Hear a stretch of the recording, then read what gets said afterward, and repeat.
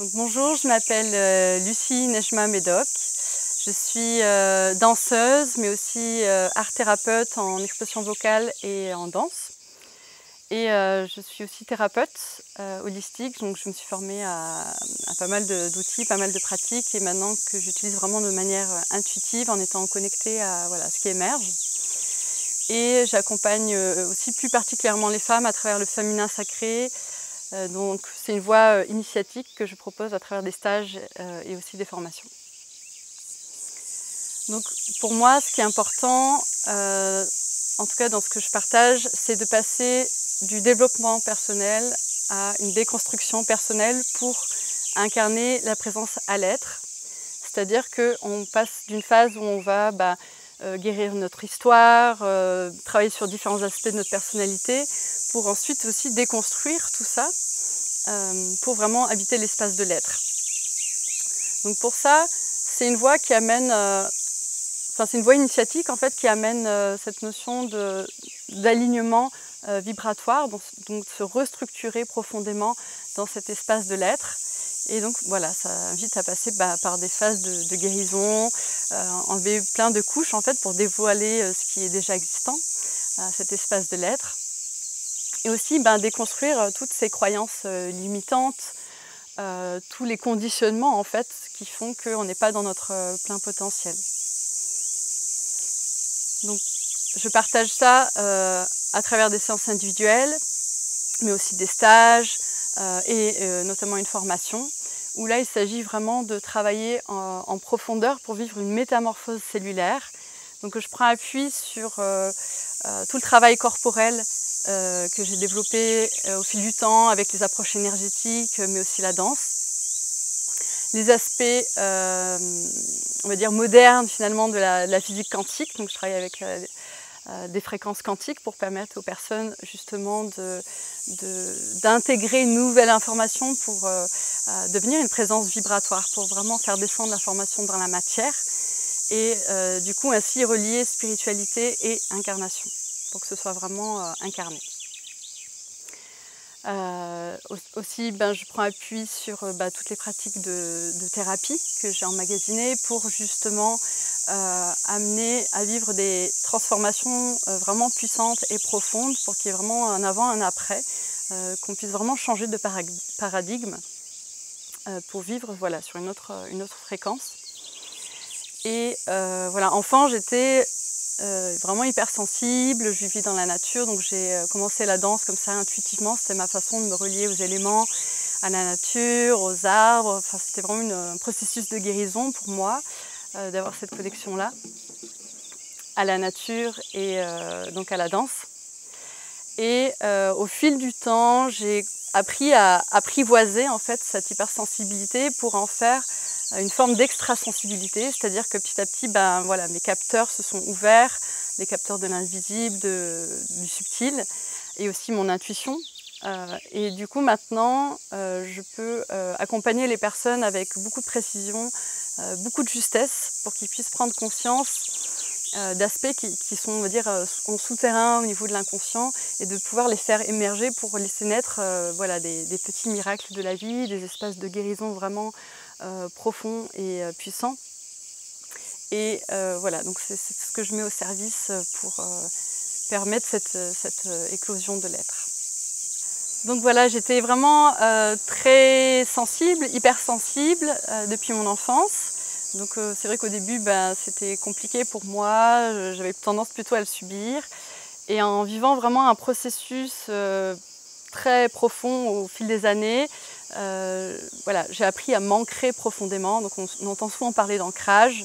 Et d'ailleurs, même dans les personnes que j'accompagne au cours des séances ou des stages ou de la formation, souvent elles ont pratiqué l'ancrage depuis longtemps, mais ça reste un ancrage qui n'est pas vraiment incarné de façon puissante sur tous les plans.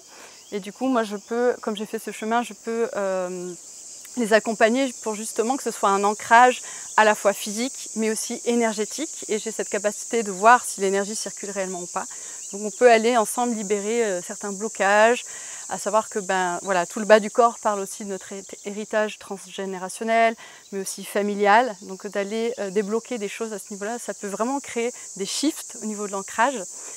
Et moi, c'était aussi tout un processus d'ancrage, mais aussi d'incarnation. Donc voilà, j'ai connecté très fort un refus d'incarnation.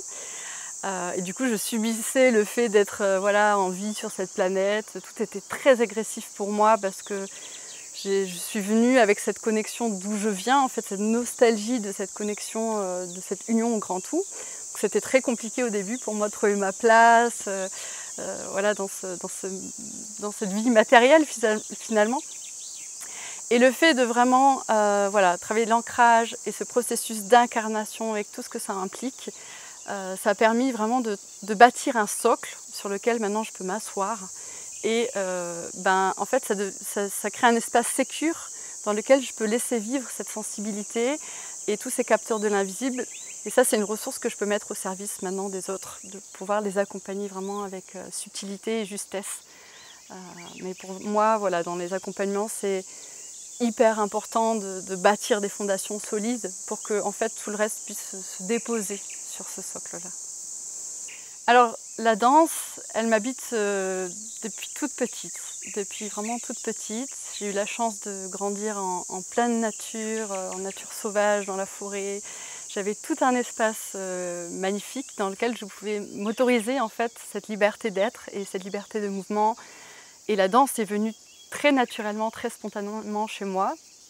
Donc voilà, je garde plein de souvenirs magnifiques où je dansais voilà, dans la nature, avec les arbres, avec les étoiles, avec la rivière. Enfin, je me sentais vraiment reliée. C'était ma façon en fait de trouver ma place dans ce monde. Voilà, petite, j'étais assez isolée, très timide, très réservée. Et du coup, je me sentais en lien avec le vivant par la danse. Et c'est assez étrange, mais c'est comme si je sens que je portais un bagage de danse qui date des vies passées en fait. Parce que toute petite, je me suis dessinée en danseuse gitane comme ça. Et je me suis dit un jour je vais faire ça. Mais alors dans ma tête, ça n'existe pas, c'est pas un métier, mais il y avait une part de moi qui le savait. Et adolescente, je m'enfermais, alors que j'ai vécu voilà, à la campagne, dans une maison où il n'y avait pas d'électricité, donc je n'avais pas la télé, rien du tout, aucune influence extérieure. Et je m'enfermais dans ma chambre quand j'étais adolescente et je faisais danser mon bassin. Et je ne sais pas d'où ça vient. Et après, plus tard, j'allais en soirée et on me disait « Ah, tu danses comme Shakira ». Et moi, j'étais là, c'est qui Shakira? Je ne connais pas Shakira. Et donc je sens que c'est quelque chose qui vient de très profond, qui vient d'ailleurs, quelque chose que je porte en moi, voilà, peut-être de vie passée. Et donc voilà, la danse, j'ai continué ensuite à me former en danse du monde, notamment la danse orientale, la danse africaine, la danse indienne, pour justement aller connecter d'autres énergies dans mon corps.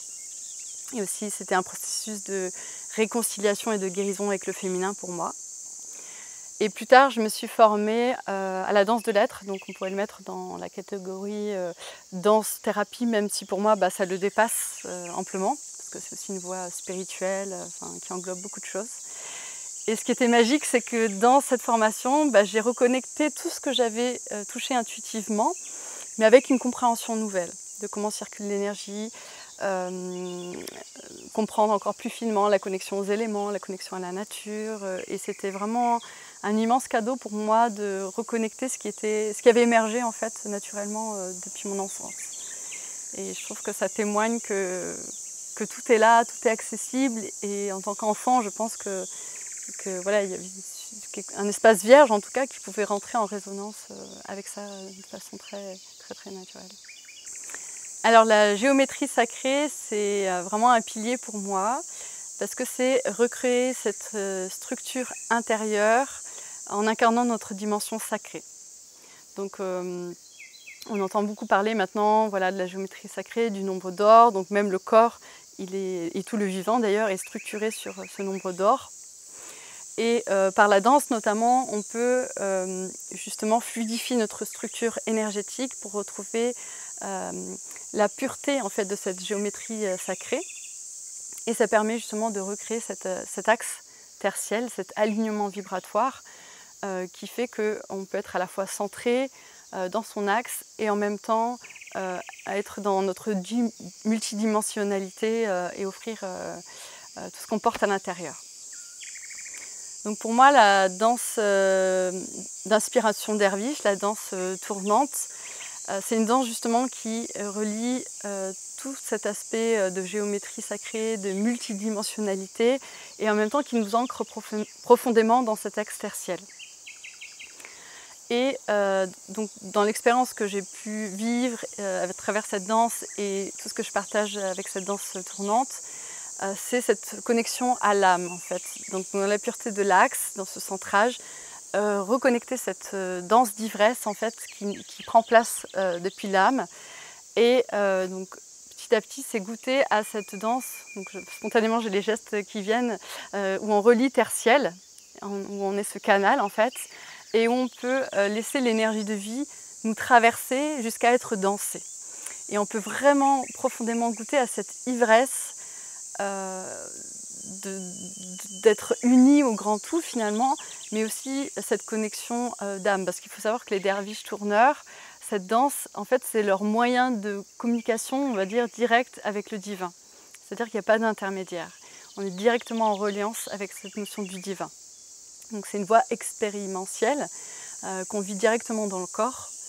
Et moi, je sais que c'est une danse qui m'a profondément bouleversée, en fait, de pouvoir être à la fois dans cet ancrage, ce lâcher-prise et surtout cette connexion vraiment très profonde à mon âme.